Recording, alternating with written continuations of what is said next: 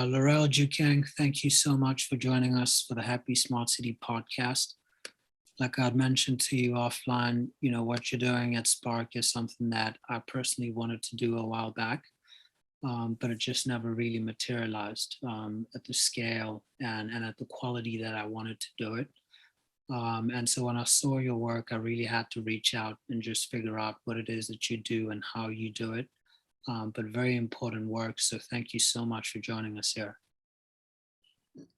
No problem at all. And I appreciate the kind words. All good, all good. So I'm going to start off with your first one, Laurel, which is what is your current occupation? So I'm the CEO and founder of Sparc. All right. How is modern technology used to connect people, and how are you seeing this impact communities at different income levels?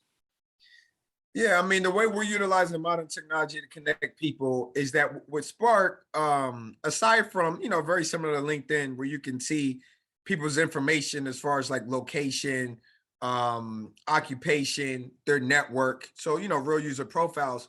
We have the ability where you can actually, to facilitate communication with a stranger, one can propose some type of incentive to the individual, whether that's offering them money for a certain date and time to meet.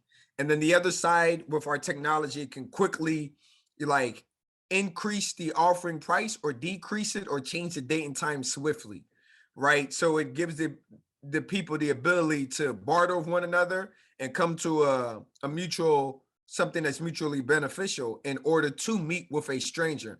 And in addition to that, we have like rating and reviews that are used for people based off of like punctuality, competency, and things how, we would evaluate our friends when we're referring them to someone else.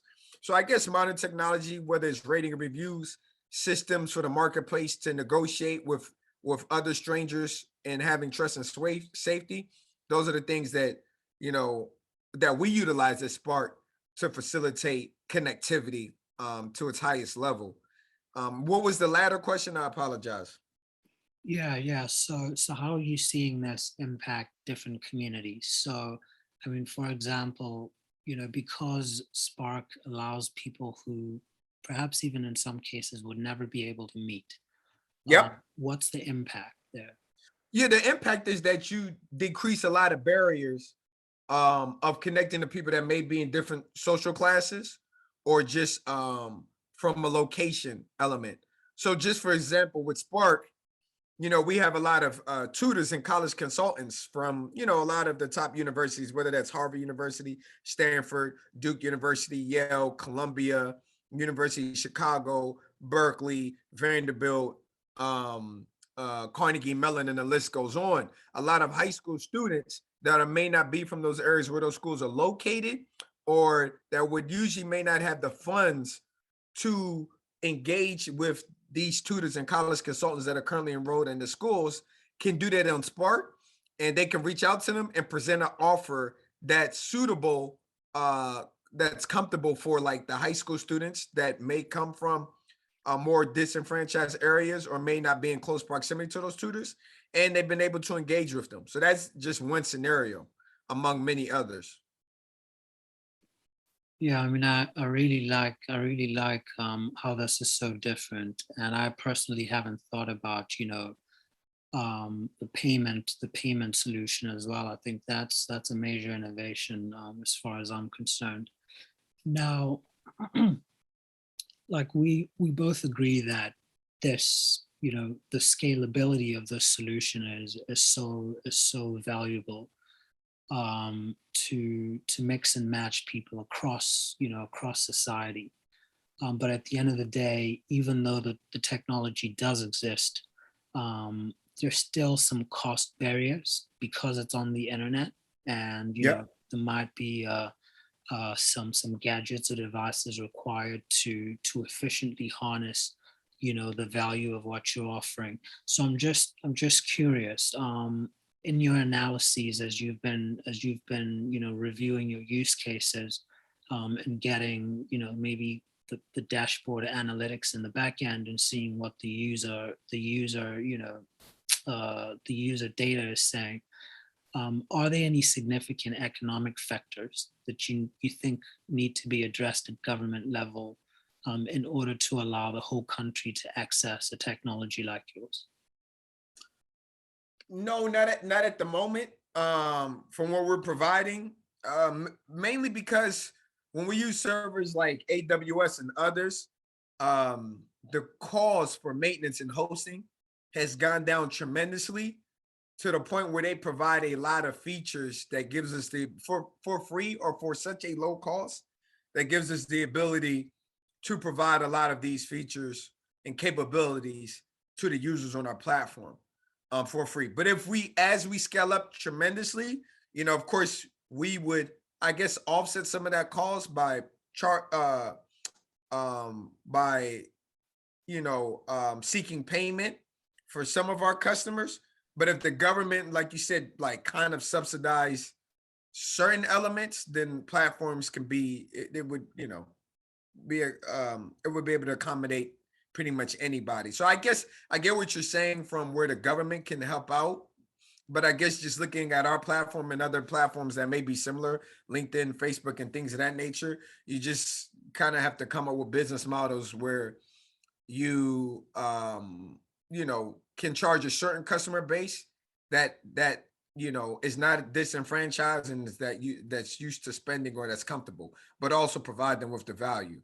So I guess in one element, I feel like the government may not be necessary as it relates to us, but if we were just giving a service out to everybody that's necessary, then the government could step in and subsidize tremendously. Yeah. I mean, for you, I don't think you have to worry much when you do scale, because I think, for sure there is an appetite for investors to, to take part in one of the other series that you may be raising capital. But like you said, you may have to offset some of your scaling costs to the end consumer. And that's where, the barriers may arise in terms of people consuming your service and really leveraging this really awesome value add that you provide. Okay, so number 4 is, how can professional networking technologies help to better connect Americans and America to the international business community? Definitely. I mean, just speaking at it from a Sparc point of view, on Sparc, we have technology that allows not only individuals, but professional organizations, whether that's in America or worldwide, to be able to arrange meetings with one another swiftly. And in addition to that, also transfer information back and front. So just to provide context, right? Say you're in South Africa at the moment, and say you're part of like 3 different organizations, and you guys actually create organizational pages on Sparc. And say the American organizations that are currently on Sparc, there's a course and about where you can get preliminary information about the organization to see if there's some mutual interest. But then on Sparc, there's technology called arranged meeting or info session. And within that, in 2 minutes, you can propose different date and times and in the location, or provide a virtual link. And then the other side can easily change the date and times or see the options. So that increases the connectivity, where now 2 organizations from around the world can arrange a meeting with one another and actually determine whether there's some synergy or how to collaborate on certain initiatives, or just how to build rapport with one another. So that and Sparc, that's actually like practical and what's actually going on right now. And Americans in America communicate with organizations overseas, in addition to just people. Fantastic. And so on that chain of thought, I'm really again interested in the nuances of the use cases and the power. And even if it's not, necessarily for Sparc, but I'm just curious about, some significant use cases where AI and blockchain, can improve professional networking technologies? Yeah, I mean, with blockchain, what can be important is that, say, for instance, and this is a hypothetical, right? Um, you meet someone, you're in South Africa, you're on Spark, you guys are meeting, they reached out to you like to just seek your knowledge and expertise, right? And say they pay you $1,000, $2,000 or whatever for the hour. And the information that you are willing to provide, you're like, look, I want to be anything that you incorporate based off the information that I convey to you. I want to be compensated in this type of term, or I want to have this type of benefit that comes with it, whatever you agree to. With blockchain, if the audio is recorded and things are broken down, say you're having that conversation with strangers around the world and you're giving consultation of knowledge and expertise that they incorporate in something else. With blockchain, it's not a he said, she said. That could be recorded and it could be followed through. So then if that information gets relayed by that person through someone else, it could be tracked and detailed, and then you can control that IP, that being the idea. So I just feel like from a networking standpoint, how people provide NDAs, or people get sensitive about relaying information, or people saying a promise was made here and there. Now with blockchain, that could be tracked, that could be undeniable, and you could be compensated in the way that you were promised to in the future, however your information relays on. Where nowadays, you can hear something from someone else steals the idea. They may try to go to court or whatever the case is, but you can't prove it and things of that nature. So you'll be able to track the source and amongst other things. Exactly. And as you're providing that solution, I'm thinking about, so on the AI side, you would have a voice to text algorithm, Yep. and then you can store that on a blockchain at the end of the meeting. So you really don't have to do a lot of typing of documentation. The Agreed. two parties can initiate the smart contract by confirming the text that was converted from voice using the AI algorithm, and then once they confirm after the meeting, then it's on the ledger, and it's done and dusted. Yep. Awesome. Right, Laurel. So what value does a professional networking technology provide to the board of directors and the C-suite? I mean, access to more information, connecting with other people in a very efficient manner, allows them to, so say the board of the C-suite needs to get insight or advice from other executives that they may not be familiar with, or certain professional networking technology that individuals, say they're across the world, can see like, okay, these C-suite members or the board of directors are verified. And then two, I'm open to having a conversation with them to provide any insight they need to guide their company or organization in the right direction.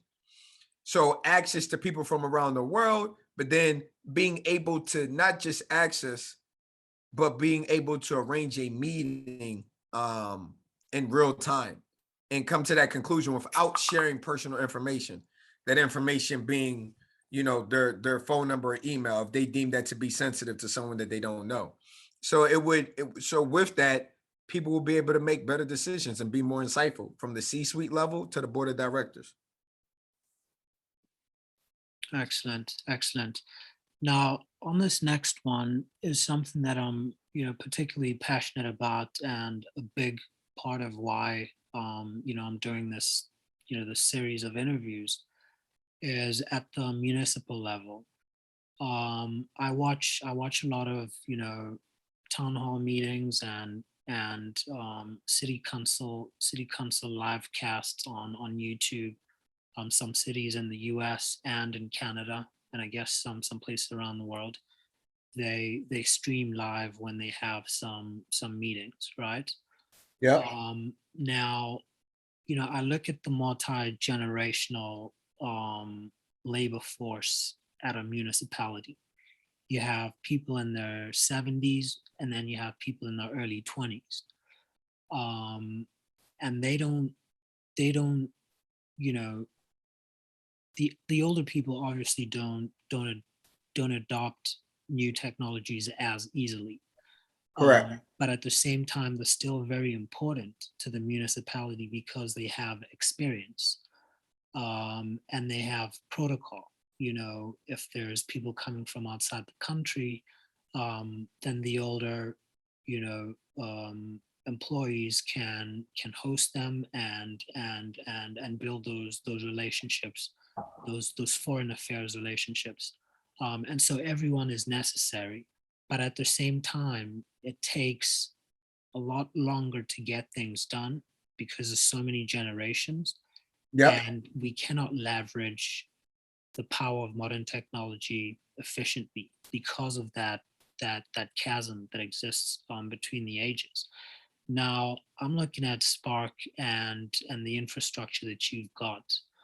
Um, how can municipalities leverage professional networking technologies to better serve their cities? Because the challenges that we have today, you know, they're very demanding. And the biggest part of that is the wealth gap. Yep. You know, the greater the wealth gap, the more, you know, difficulties you have in crimes, et cetera, et cetera. So I'm just curious about, you know, how can your technology help create a much more efficient municipality or city council?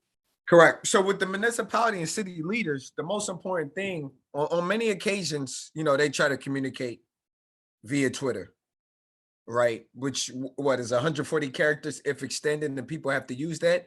You can't really hear the population that you're representing and get their insight. And what a lot of the municipality leaders or city councils have issues with is, how do I hear the voice of the people that I represent? But how do I do it? How can I do it on demand, but at a time that works for both of us, but on demand? So that's, you know, because if you could do it on demand and still get the amount of representation that you need to get great insight, then you can start incorporating the right policies based off of the feedback.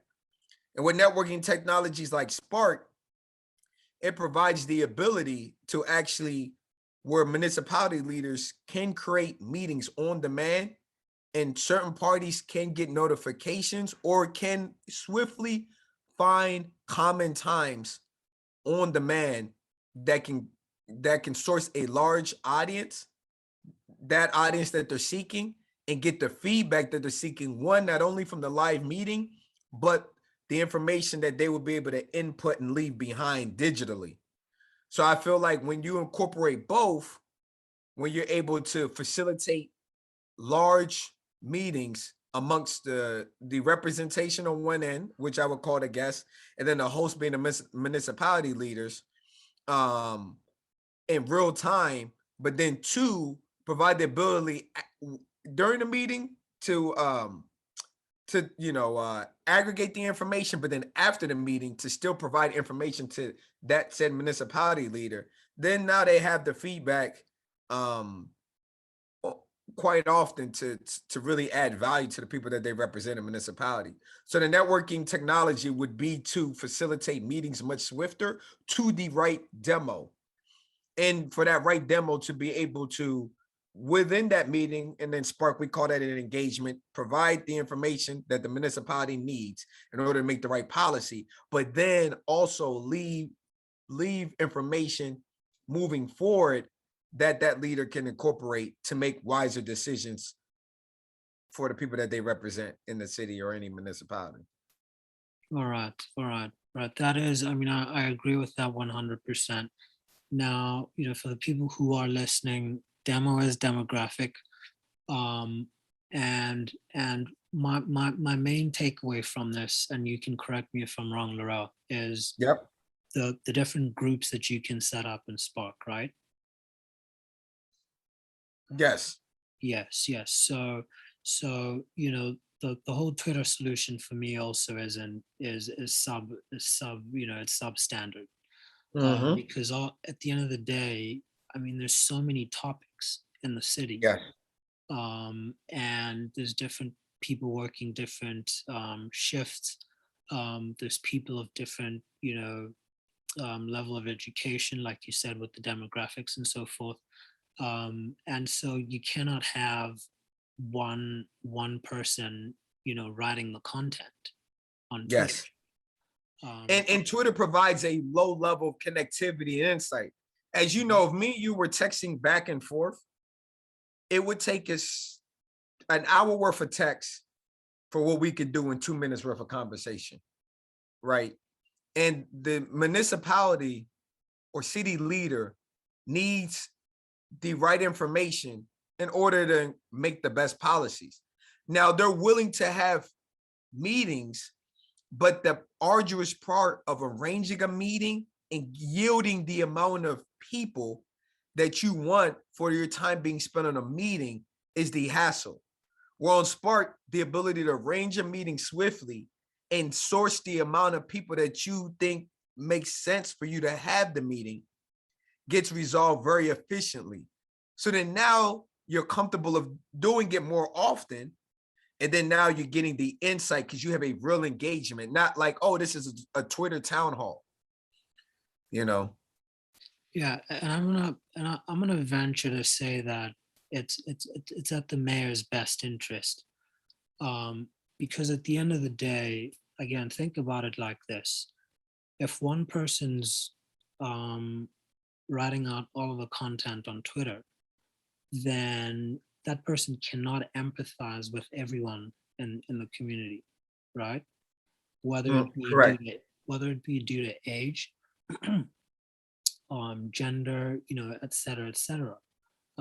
They cannot talk to everyone in the same language. And so when you're dealing with a city, there's a lot of empathy that goes into it. That's leadership at the highest level. Yes. And for that, I think you need different group managers to manage the different clusters. Yes. And once that's done, then the mayor can review those reports and say with confidence that a certain cluster, deserves more resources than others. Agreed. All right. And so the last one for you is, in your opinion, how can technology in general be used to create happier and more fulfilling cities? So this could be even physical infrastructure, with I don't know, driverless cars, electric buses, all the good stuff. How do you think tech in general, your city of the future, how would you put it together for us to get, to get the happiest society ever? I guess in my opinion, this is what we're building in with Spark is that, you know, the most underutilized asset in the world, in my opinion, is our knowledge, expertise, and time. And most people in the world want to do things that they're passionate about, right? The reason why they don't do things that they're passionate about is because it may not pay the bills to sustain the lifestyle that they're actually aspiring for. So if you can get people to do things that they're passionate about and still attain the income to sustain the lifestyle that they like, you're going to have a much, much, much, much, much more happier society. Probably only like 5% of people do things that they actually passionate about and like. And that comes to Spark, where we feel like what you are great at and what you like, there's someone in the world that's willing to pay or give value to you that's mutually beneficial to you for what you like doing and what makes you happy. And we feel like we just need to connect those people and have a meeting where they can exchange that. And we feel like technology can do that. So a lot of people won't have to compromise what they like or what makes them happy because they have to, do something else just to maintain their lives. So that's how we feel like technology and what we're working on Spark can make the everybody more happier And when you make clusters more happier, you make communities more happier. And when you make communities more happier, those communities are the cities, which then become the country, which then becomes the world. But the individual is the microcosm of all of that. And that is my language. And that's mainly where most of my research also is, because I truly believe that a lot of challenges that we have in the world is a utility function. We all know of people who have a lot of material wealth, but then in the background they're suffering like nobody's business. I mean, in 2020 and 2021, I even up to today, I joined a group where we talk to different families on the upper end of the spectrum, and people are going through some stuff. And the whole COVID situation just it blew things out of proportion. And I'm always so fascinated about how simple people are at the core of things, and what I don't want to sound too cliche, but what we're sold, or rather what sells in the media, funny enough, is the unhealthy stuff. I agree. But for me, the challenging part about it is it only persists because there's demand. Correct. So I don't know what it is about the human the human form that demands catastrophe upon itself. It's a really interesting thing, and I think for me, that's what I'm hoping to resolve at some level. And I really do think that what you're doing is very important, because even with the crimes, even with the suicides, even with the divorce rates, even with the dropout rates, even with the war in the world, I can assure you 90% or plus 90% comes from dissatisfaction, where Correct. people did things to please other people, or people did things because they didn't have a choice. People did things because they didn't have a voice. And so it's all these things and many more that I think that platforms like Sparc can connect those dots that don't have a voice, and dots that may seem to be floating in space.